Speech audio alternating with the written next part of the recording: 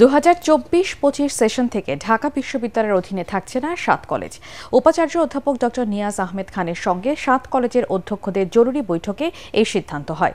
তবে চলমান শিক্ষাবর্ষের কার্যক্রম শেষ করবে ঢাকা বিশ্ববিদ্যালয়। আগামীতে 7 কলেজের কাঠামো কেমন হবে তা শিক্ষক ও শিক্ষাবিদদের সঙ্গে আলোচনা করে নির্ধারণ করা হবে বলে জানান ঢাকা কলেজের অধ্যক্ষ AKM ইলিয়াস। সিদ্ধান্তকে স্বাগত জানিয়ে অন্যান্য দাবি মেনে নেওয়ার আহ্বান জানান শিক্ষার্থীরা। বিস্তারিত মাজহারুল হক মুহাজিরের রিপোর্টে। রাজধানীর 7টি সরকারি কলেজকে 2017 সালে জাতীয় বিশ্ববিদ্যালয়ের অধীন থেকে ঢাকা বিশ্ববিদ্যালয়ের অধিভুক্ত করার পর থেকেই সংকটের শুরু। নানা জটিলতা শেষে প্রায় 1 দশক পর ঢাকা বিশ্ববিদ্যালয়ের অধীন থেকে বেরিয়ে এলো রাজধানীর 7 কলেজ। ঢাকা বিশ্ববিদ্যালয়ের উপাচার্য ও 7 কলেজের অধ্যক্ষের বৈঠকে সিদ্ধান্ত হয় 2024-25 সেশন থেকেই তা কার্যকর করা হবে। ঢাকা বিশ্ববিদ্যালয়ের সাথে অধিভুক্ত সরকারি 7 কলেজের সম্মানজনক পৃথকীকরণের বিষয়ে সিদ্ধান্ত নেওয়া হয়েছে।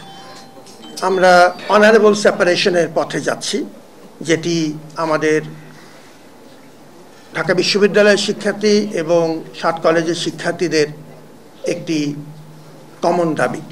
যদিও ঢাকা বিশ্ববিদ্যালয়ের এক সম্মেলন কক্ষে হওয়া এই ব্রিফিংয়ে সাংবাদিকদের কোনো প্রশ্নের জবাব দেননি উপাচার্য ডক্টর নিয়াজ আহমেদ খান। এদিকে ঢাকা বিশ্ববিদ্যালয় ও জাতীয় বিশ্ববিদ্যালয়ের বাইরে 7 কলেজ নিয়ে আলাদা একটি কাঠামো গড়ে তোলা হবে বলে জানান ঢাকা কলেজের অধ্যক্ষ AKM ইলিয়াস। শিক্ষাবিদ যারা আছেন আমাদের দেশে বরেণ্য শিক্ষাবিদ, তাদের সাথে কথা বলবেন, বলে তারা একটা সুচিন্তিত সিদ্ধান্ত দিবেন, যেটা হলো এই 2 বিশ্ববিদ্যালয়ের বাইরে আরেকটা কাঠামো দাঁড় করাবেন। সেটার কী রূপরেখা হবে, কি কাঠামো হবে, এইটা নিয়ে আমাদের সাথে কোনো আলোচনা হয়নি। এমন সিদ্ধান্তের প্রতিক্রিয়ায় 7 কলেজের শিক্ষার্থীরা অভিযুক্ত উপ উপাচার্যের পদত্যাগ দাবি করে বলেন, একটি দাবি পূরণ হয়েছে, বাকিগুলোও অবিলম্বে পূরণ করতে হবে। 6টা দাবির ভিতর একটা দাবি এখন পর্যন্ত পূরণ হয়েছে, সেটা হচ্ছে অধিভুক্ত বাতিল।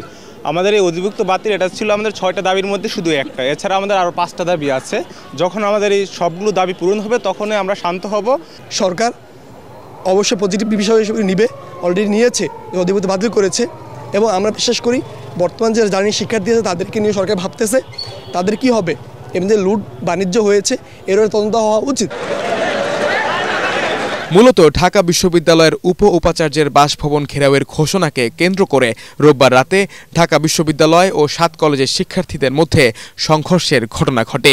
এতে আহত হন প্রায় শতাধিক শিক্ষার্থী। রাতভর উত্তাল ছিল নিউ মার্কেট, নীলক্ষেত এলাকা।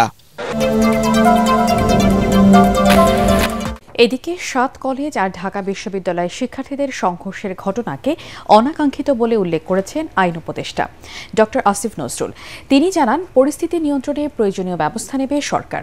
এদিকে সংঘর্ষ কিংবা রাস্তা অবরোধ করে আন্দোলন না করতে শিক্ষার্থীদের প্রতি আহ্বান জানিয়েছেন স্বরাষ্ট্র উপদেষ্টা জাহাঙ্গীর আলম চৌধুরী। সচিবালয়ে আইনশৃঙ্খলা সংক্রান্ত কোর কমিটির বৈঠক শেষে এসব কথা বলেন তারা। রিপোর্টে জানাচ্ছেন মাহবুব কবির চপল।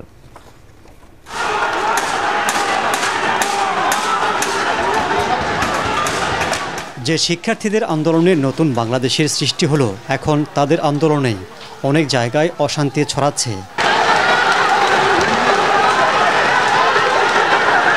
মধ্যরাতে 7 কলেজ আর ঢাকা বিশ্ববিদ্যালয়ের শিক্ষার্থীদের সংঘর্ষ নানা প্রশ্নের জন্ম দিয়েছে। এসব ঘটনাকে অনাকাঙ্ক্ষিত বলছেন আইন উপদেষ্টা। এগুলি তো অনাকাঙ্ক্ষিত, এগুলি অ্যাভয়েড করার জন্য আমাদেরকে আরও বেশি উদ্যোগ নেওয়ার আমরা চেষ্টা করব। যা করলে এটা রিজলভ হবে সেটা করার চেষ্টা করব। আন্দোলন সামাল দিতে পুলিশের কৌশল নিয়ে প্রশ্ন উঠেছে। কোথাও চড়াও, কোথাও ঢিলেঢালা আচরণ করছে পুলিশ। স্বরাষ্ট্র উপদেষ্টার দাবি, সব পরিস্থিতি পুলিশ ধৈর্য সহকারে নিয়ন্ত্রণ করছে। আইন শৃঙ্খলা বাহিনীগুলো তারা ধৈর্যের ধারে সাথে জিনিসটা মোকাবেলা করার জন্য, এবং আমাদের ছাত্র ভাইদেরও আমরা অনুরোধ করব প্রত্যেকটা জিনিস একটু ধৈর্যের সাথে এবং আলোচনার মাধ্যমে যেন সমস্যাটা সমাধান হয়, ওই দিকে যেতে হবে। দাবি আদায়ে জনভোগান্তির সৃষ্টি না করতে সবার প্রতি আহ্বান জানান তিনি। তাগো যদি কোনো দাবি দেওয়া থাকে, এটা যেই সব মন্ত্রণালয়ের সাথে তাদের যে দাবি দেওয়াটা আছে ওটা তাদের সাথে যোগাযোগ করে ওইটাকে সলভ করে নেওয়া। তো রাস্তাটা ব্লক না করে যে জায়গায় ধরেন মাঠ আছে অথবা আমাদের সরোয়ার্দী উদ্যান আছে, এই সব জায়গায় এসে যদি প্রতিবাদটা করে সবচেয়ে ভালো। তা না হলে রাস্তাঘাটের এটা বন্ধ করলে একটা যানজটের হয়, এটা কিন্তু জনগণ কিন্তু একটা দুর্ভোগের ভিতরে পড়ে। অনেক সময় আছে যে ভালো পেশেন্ট যাচ্ছে, সে যেতে পারতেছে না, এটা আপনারা নিজেরও তো রিয়েলাইজ করেন। সরকার আইন শৃঙ্খলা পরিস্থিতির আরও উন্নতির চেষ্টা চালিয়ে যাচ্ছে বলেও জানান স্বরাষ্ট্র উপদেষ্টা। দেশের জন্য ভাবে এবং প্রয়োজনীয় সংস্কার শেষে দ্রুত জাতীয় নির্বাচন, ফ্যাসিবাদ বিরোধী সব শক্তি ঐক্যবদ্ধ থাকার বিষয়ে একমত হয়েছে বিএনপি ও ইসলামী আন্দোলন বাংলাদেশ। পুরানো পল্টনে দলটির কার্যালয়ে বৈঠকের পর বিএনপি মহাসচিব মির্জা ফখরুল ইসলাম আলমগীর জানান, নির্বাচন সহ 10 বিষয়ে নীতিগতভাবে ঐক্যমত্যে পৌঁছেছে দুদল। কামরুজ্জামান রাজীবের রিপোর্ট। সংস্কার, জাতীয় নির্বাচন আর ফ্যাসিবাদ বিরোধী ঐক্য ধরে রাখার ইস্যুতে এবার জোটের বাইরে থাকা ইসলামী দলগুলোর সমর্থন আদায়ে মাঠে নেমেছে বিএনপি। এরই অংশ হিসেবে অনেকটা আকস্মিকভাবে পুরানা পল্টনে ইসলামী আন্দোলনের কেন্দ্রীয় কার্যালয়ে আসেন বিএনপি মহাসচিব মির্জা ফখরুল ইসলাম আলমগীর। এ সময় তার সাথে ছিলেন দলের ভাইস চেয়ারম্যান বরকতুল্লাহ বুলু। ইসলামী আন্দোলন বাংলাদেশের আমির মুফতি মুহাম্মদ রেজাউল করিমের নেতৃত্বে শীর্ষ নেতাদের সাথে ঘণ্টা দেড়েক চলে বৈঠক। পরে যৌথ সংবাদ সম্মেলনে বিএনপি মহাসচিব জানান, বৃহত্তর স্বার্থে পরস্পর বিরোধী অবস্থান না নেয়ার বিষয়ে ঐক্যমত হয়েছে দু দলের মধ্যে।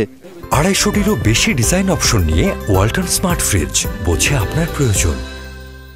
ন্যূনতম প্রয়োজনীয় সংস্কার শেষ করে দ্রুত সময়ের মধ্যে সুষ্ঠু গ্রহণযোগ্য নির্বাচনের ব্যবস্থা করা, দ্রব্যমূল্যের ঊর্ধ্বগতি রোধ এবং সকল অধিকার বঞ্চিত মানুষের অধিকার প্রতিষ্ঠা করা, আইন শৃঙ্খলা স্বাভাবিক করে নিয়ে আসার ব্যবস্থা করা। আওয়ামী ফ্যাসিবাদ বিরোধী সকল শক্তি দেশ পুনর্গঠনে ঐক্যবদ্ধভাবে কাজ করবে। ফ্যাসিবাদ বিরোধী শক্তিগুলো একে অপরের বিরুদ্ধে আঘাত করে কথা বলবে না। আমরা তাদের সাথে, আমাদের সাথে এবং দেশ এবং মানবতা এবং রাজনৈতিক ব্যাপারে সব বিষয়গুলোই জিস্ট আলোচনাটা আপনাদের সামনে আমাদের সম্মানিত বিএনপি মহাসচিব তিনি উপস্থাপন করেছেন। সেটাই আমাদেরও একই কথা। মির্জা ফখরুল জানান, আধিপত্যবাদ, সাম্রাজ্যবাদ মুক্ত রাষ্ট্র গঠন এবং ভোটাধিকার সহ মানবাধিকার রক্ষায় জাতীয় ঐক্যমত গড়ে তোলার পাশাপাশি ভবিষ্যতে ইসলাম বিরোধী কোনো সিদ্ধান্ত না নেওয়ার বিষয়ে বিএনপি তার অবস্থানের কথা জানিয়েছে। ইসলামী শরিয়া বিরোধী কোনো সিদ্ধান্ত নেওয়া হবে না এবং ইসলাম বিরোধী কোনো কথা কেউ বলবে না। প্রশাসনে এখন বিদ্যমান আওয়ামী ফ্যাসিবাদের দোষরদের দ্রুত অপসারণ করা।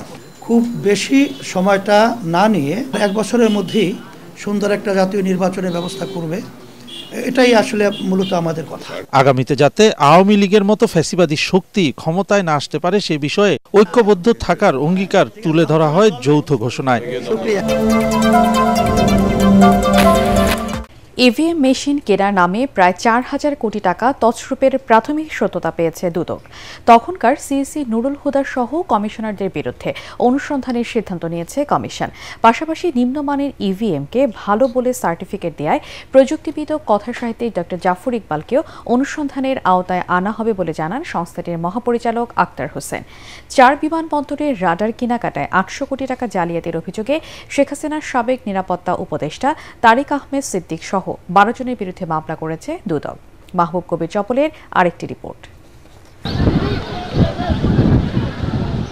2018 সালে জাতীয় সংসদ নির্বাচনের আগে প্রায় 4,000 কোটি টাকা খরচ করে 1.5 লাখ ইলেকট্রনিক ভোটিং মেশিন বা ইভিএম কিনে তখনকার CEC KM Nurul Huda commission. পরে মাত্র 6টি আসনে ইভিএমে ভোট নেওয়া হয়। অবশিষ্ট থাকে 1 লাখ মেশিন, যেগুলো 2028 সাল পর্যন্ত কার্যক্ষম থাকবে বলে জানানো হয়েছিল। এখন দুর্নীতি দমন কমিশন বিশেষজ্ঞ দিয়ে পরীক্ষার পর বেশিরভাগ ইভিএম নষ্ট কিংবা ত্রুটিপূর্ণ পায়। হাজার হাজার কোটি টাকা লোপাট করতেই ওই প্রকল্প নেওয়া হয়েছিল বলে মনে করছে দুদক।